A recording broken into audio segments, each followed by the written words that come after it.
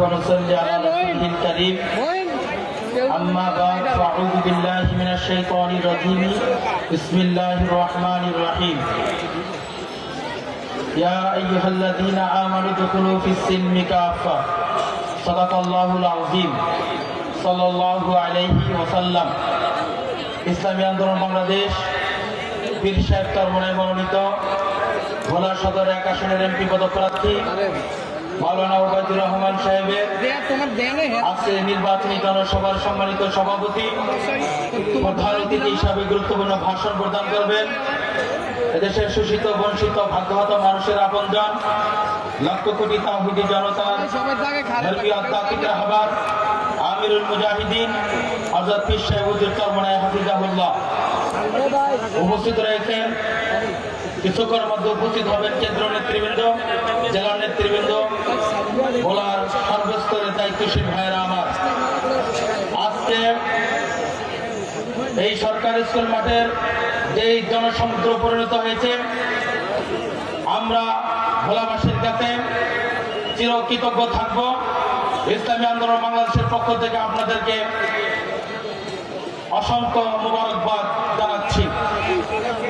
সংগ্রামী সাথী বন্ধুগণ, ইসলামী আন্দোলন বাংলাদেশ এদেশে কি চায়, আমাদের লক্ষ্য উদ্দেশ্য কি, আমাদের এটা বুঝতে হবে।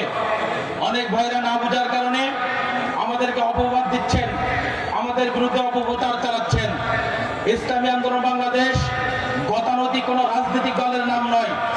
ইসলামী আন্দোলন বাংলাদেশ নিছক ক্ষমতায় যেতেই হবে এই কথা ইসলামী আন্দোলন বাংলাদেশ বিশ্বাস করে না। ইসলামী আন্দোলন বাংলাদেশ ইসলামকে জবাই করে, বিদেশি প্রভুদের দালালি করে সংসদে ইসলামী আন্দোলন বাংলাদেশ যেতে চায় না।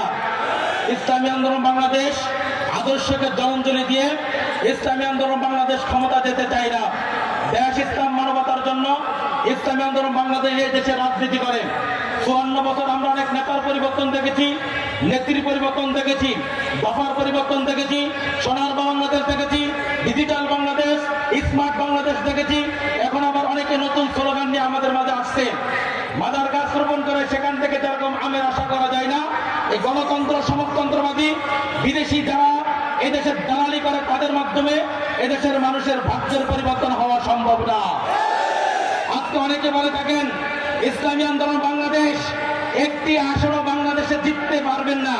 ওই বন্ধুদেরকে বলবো, ইসলামী আন্দোলন যদি আসনের লুবি হতো, সেই আওয়ামী লীগ থেকে বিএনপি থেকে আসন নিয়ে অনেক আগে এমপি মন্ত্রী হওয়ার সুযোগ ছিল, কিন্তু পীর সাহেব চরমনায় বাংলাদেশের ভিতরে ইসলামকে জলাঞ্জলি দিয়ে পদ্মাকে বৃত্তাঙ্গুলি দেখিয়ে বিদেশি প্রভুদের দালালি করে ইসলামী আন্দোলন বাংলাদেশ সংসদে যেতে চায় না। ইসলামী আন্দোলন সংসদে যাবে, শরিয়াকে নিয়ে সংসদে যাবে, ইসলামকে সংসদে যাবে, দেশ মানবতা নিয়ে ইসলামী আন্দোলন বাংলাদেশ সংসদে যাবে, সংসদে যাবে।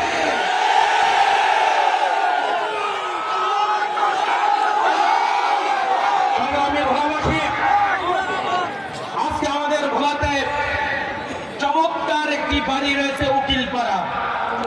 আমরা ছোটকাল থেকে সেখান থেকে শুনেছি লাঙ্গলের স্লোগান। 2001 সালে শুনেছি আমরা আবার ধানের শীষের স্লোগান।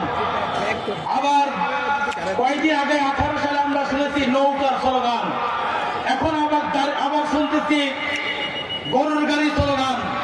সামনে আবার কোন স্লোগান নিয়ে আসে আমাদের বুঝে আসে না। এজন্য ভোলার মানুষ যারা অতিথি হিসাবে যাদের সাথে দেখা করতে পারে না, যারা 17 বছর পর কোনো ভোলাতে একটা মিছিল মিটিং করে নাই, যারা ভোলার মানুষের কোনো খোঁজ খবর রাখে নাই, ইনশাল্লাহ আগামী 12 তারিখে ইনশাল্লাহ তাদেরকে লাল কার্ড দেখাবে তো কোনো সন্দেহ নাই। প্রিয় ভোলাবাসী, আজকে আমরা লক্ষ্য করেছি অনেক জায়গায় আমাদের সেই নামধারী ইসলামী বন্ধুরা আমাদের বিভিন্ন জায়গায় কর্মীদের উপর হামলা করছেন,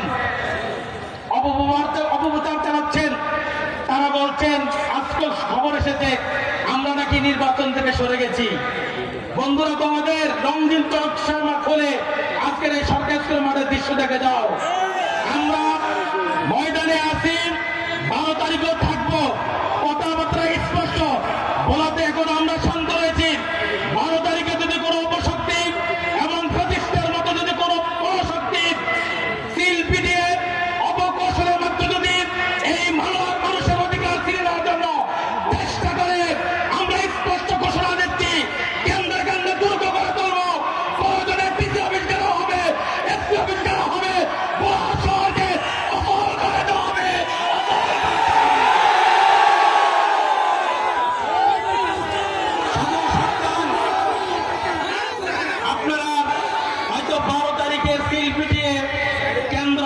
করে হয়তো এমপি হবেন, তারপরে আবার 4-5 বছর আবার ক্ষমতা থাকবেন, 5 বছর পর আবার নেবেন, 17 বছর, তারপর মনে করেন 17 বছর ছিল, হয়তো আপনার আরো 25 বছর থাকবেন। কিন্তু 25 বছর বড় হলো আবু সাইদ মুক্তরা বুক পেতে দিয়ে বেশিরভাগকে বাংলাদেশ থেকে যেভাবে দাঁড়িয়েছে তার থেকে কঠিন পরিণতি আপনাদের হবে। আপনারা পালাবার জায়গা পাবেন না,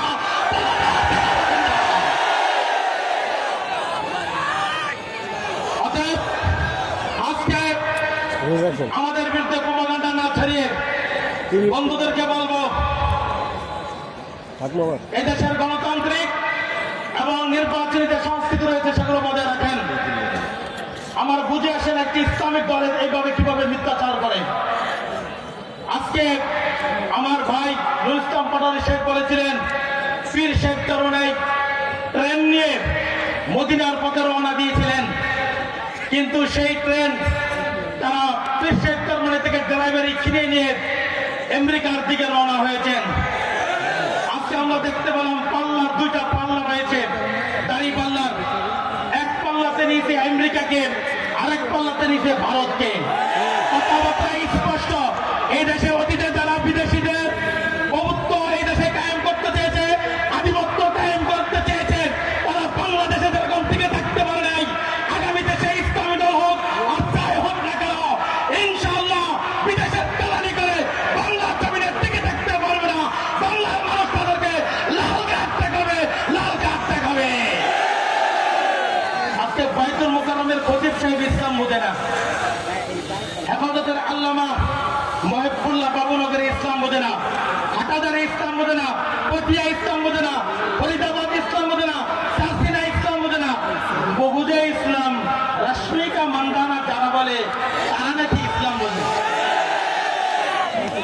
আজকে যারা কতুব না বক্তা যারা, তারা আজকে দেশের আলেমুল আমাদেরকে ইসলাম শেখাচ্ছে। আলহামদুলিল্লাহ এদেশের হক্কানি ওলামায়ে কেরাম সাসিনা মোকামিয়া ঝালকাঠি দাউদ তাবলীগ কওমি মাদ্রাসা হাটাজারি নানুপুর থেকে শুরু করে ওলামায়ে কেরাম বিশ্বাস ধর্মকে চ্যালেঞ্জ জানাচ্ছে। ইনশাআল্লাহ সঠিক ইসলাম শরিয়া আইন ঐক্যবদ্ধভাবে বিশ্বাস ধর্মের নেতৃত্বে আজ হোক কাল হোক কালেমার পতাকা এদেশে উত্তীর্ণ হবেই হবে, উত্তীর্ণ হবেই হবে। অতএব আপনাদেরকে বলবো, আজকে যে গণজোয়ার শুরু হয়েছে 12 তারিখে ওবায়দুদ্দিন মুস্তফাকে আপনারা বিজয় করুন, তার সাথে আপনারা নির্দ্বিধায় দেখা করতে পারবেন, আপনাদের অধিকার ফিরে দেবেন। আজকে আমরা এই ভোলারবাসীর ব্যানারে আমরা ভোলার উন্নয়নের জন্য কাজ করেছি, অনেক সংগ্রাম করেছি, কিন্তু আজকে যারা বসুন্ধরা পুকুরের মধ্যে এসে উন্নয়ন করবে, আমরা আপনাদেরকে বহুত পরীক্ষা করেছি, আপনারা বহুত এমপি মন্ত্রীও ছিলেন, কিন্তু কথাবার্তা স্পষ্ট। আমাদের ওবায়দুদ্দিন বিজয় হলে আপনাদের বাজেট আপনারা ইনশাআল্লাহ 100 আপনারা আপনাদের বাজেট পাবেন, আপনাদের অধিকার ফিরে পাবেন। জেলে ভাতা, কৃষক ভাতা, পঙ্গু ভাতা, টিআর খাবিকা সকল কিছু সুষম বন্টন হবে ইনশাআল্লাহ।